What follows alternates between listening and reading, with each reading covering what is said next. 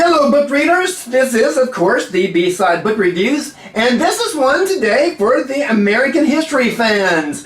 We're going to look at the biography of one of our former presidents, Andrew Jackson, Old Hickory. Okay, this book came out around 2006 and I'm trying to remember how I acquired it. I think my brother gave this to my dad for a birthday present one time because my dad was probably a bigger history geek than me. We used to get together and try to out-history each other. Anyway, somehow I acquired it, so I got it and I read it. So grab yourself some coffee or whatever and let's talk about Andrew Jackson, the life and times.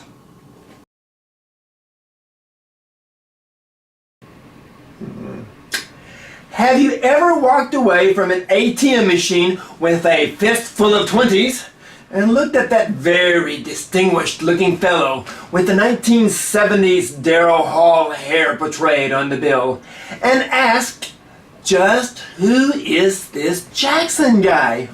Well, despair no longer, for this book certainly gives us our $20 worth on Andrew Jackson, America's 7th president.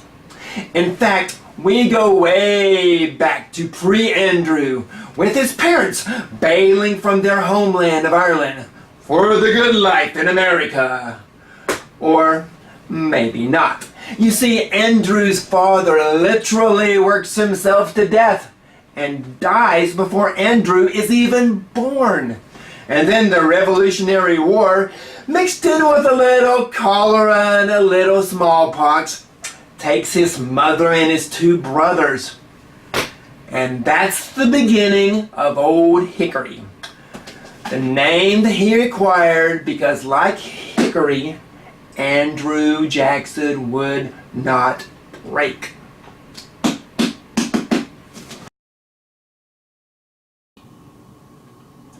The Revolutionary War leaves a teenage Jackson with a scar on his head from a British officer's sword. But more importantly, it stirs up a major hatred in Andrew's mind for anything and everything British. Mr. Jackson basically hated anything that stood in the way of the advancement of his beloved United States. And this meant the English, the Spanish, and any Native American tribe that just happened to be in his way. Or more importantly, any politician who might have opposed him. And if a heated political argument led to dueling with pistols, well, so be it. If you don't agree with my way of thinking, I'm going to cap your ass. And we think politics are a touchy subject now. Wow, dueling.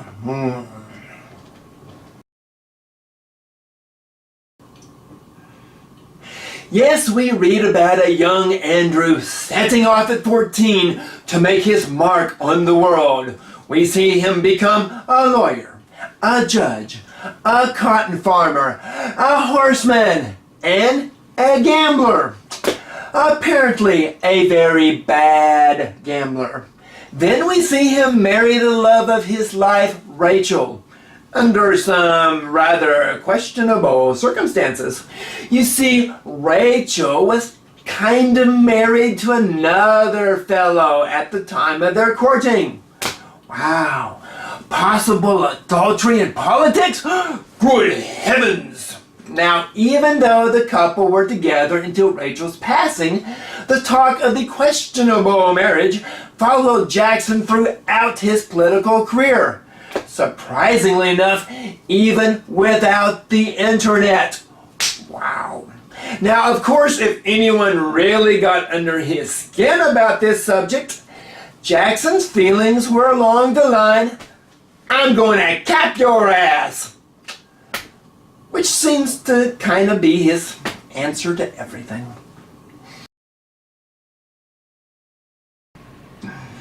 But before we see Jackson the politician, we see Jackson the warrior. Yes, he fights the bloody British in the town of New Orleans. So the Johnny Horton song says so anyway. Actually, he kicked their red-coated ass pretty seriously, which made him a national hero and a bit of a rock star in a time when there were no rock stars. Now back then, the war heroes were the rock stars. Now he also fought battles against the local Native American tribes as well, making him even more of a hero. Well, not so much in the Native American circles, I would imagine, though. And then he became president, even though he really had no desire to take the office.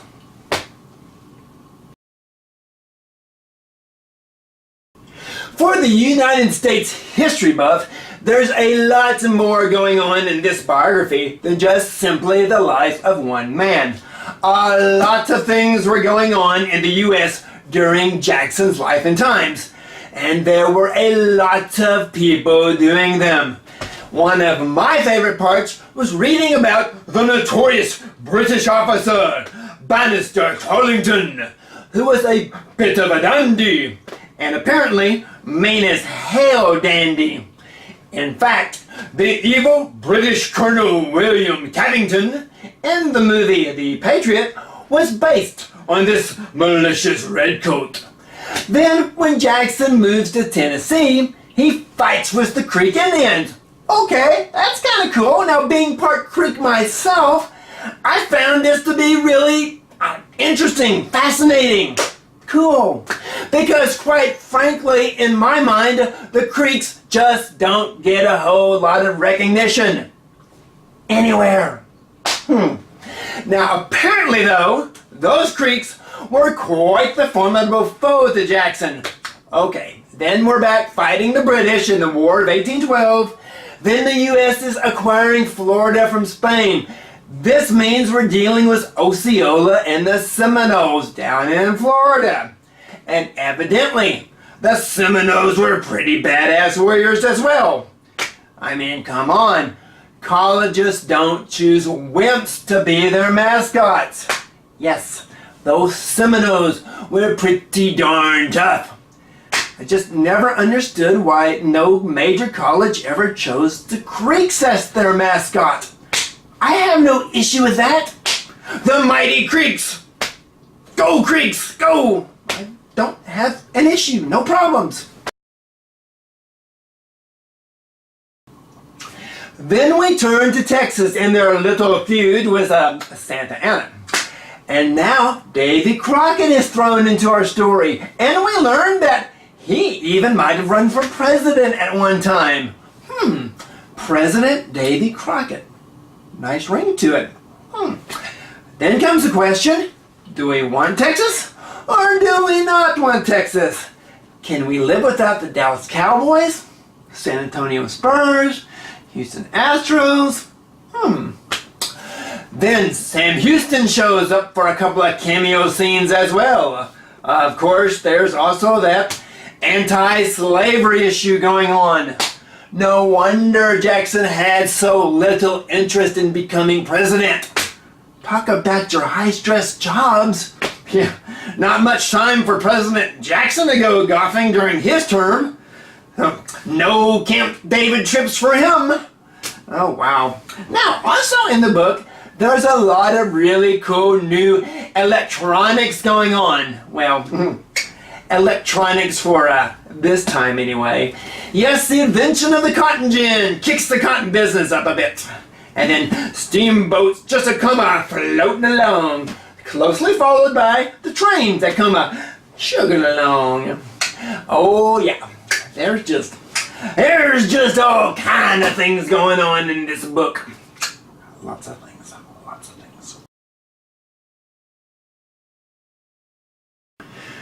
Now you got to have a certain amount of respect for a guy like Andrew Jackson.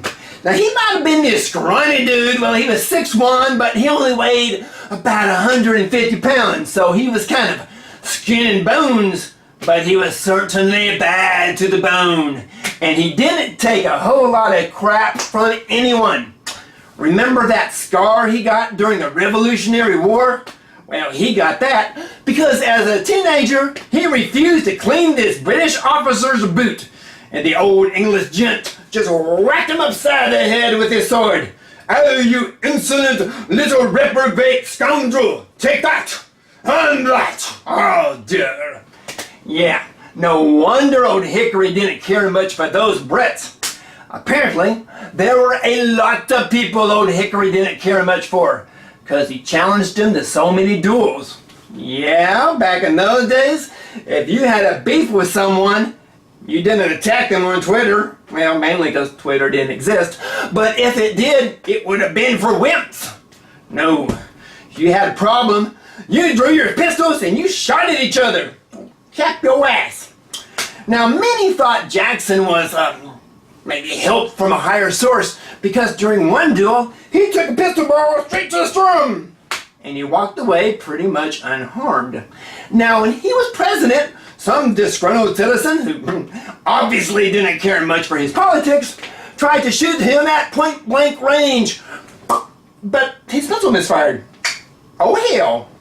So he took out his other pistol, and guess what? It misfired too. Yep, double hell. Coincidence?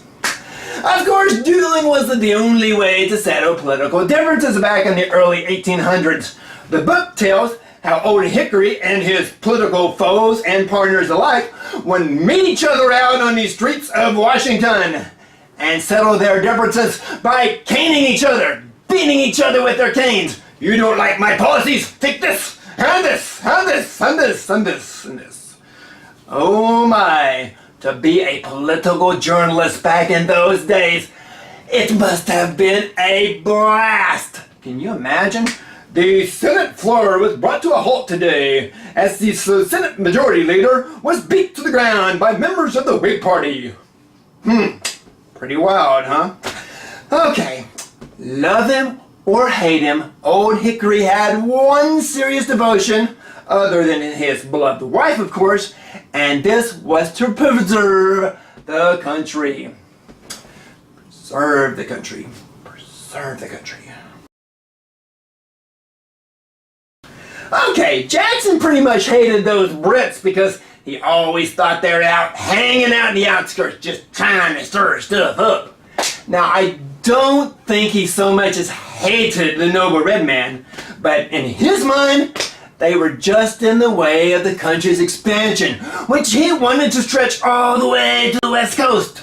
So he kind of had the thinking, you're either with me or get the heck out of my way.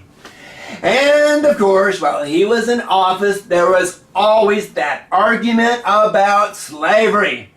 He thought abolishing slavery would tear his beloved country apart, which it nearly did. However, he also believed that the South could not survive without slaves to work the plantations. Well, maybe he thought this way because he owned a few slaves himself. I guess old Hickory just never gave much thought to those plantations in the South. Maybe hiring people and paying them wages to do the work? Yeah, like those guys in the North and pretty much everywhere else in the civilized world did? Pay people for their work? Pay them wages? Wow, what a concept. Maybe it's poetic justice that Andrew Jackson is going to be replaced on the $20 bill soon by former slave and abolitionist Harriet Tubman. Yeah, but she just doesn't have his good hair. Oh well, can't have everything. I have a $20 bill. What did I do with my $20 bill? Okay, so that was the book, or the biography of Andrew Jackson, The Life and Times of Old Hickory. Kind of a cool book to read and very informative. Now, you may not like Andrew Jackson because of some of his politics or his beliefs, so it doesn't mean you can't read a book about him. It may change your mind about him. It may strengthen your belief about him. Who knows? It's just kind of cool. Anyway, still my favorite part about the book was the British officer Bannister Tarlington. I just thought that sounded so noble, if I'm pronouncing it right. Bannister Tarlington. I can just imagine him coming over to the colonial guys back in those days. I am Bannister Tollington, you rebellious colonial swine. And going, Bannister? Is that your name? Bannister? Gee, it sounds like something you put some cream cheese on and heat up for some goodies. Sir, are you mocking my name? Oh, of course not, sir. It just sounds kind of tasty. Hey, Ma, go cook us up some banana trees, all right? Who knows? Anyway, go read a book.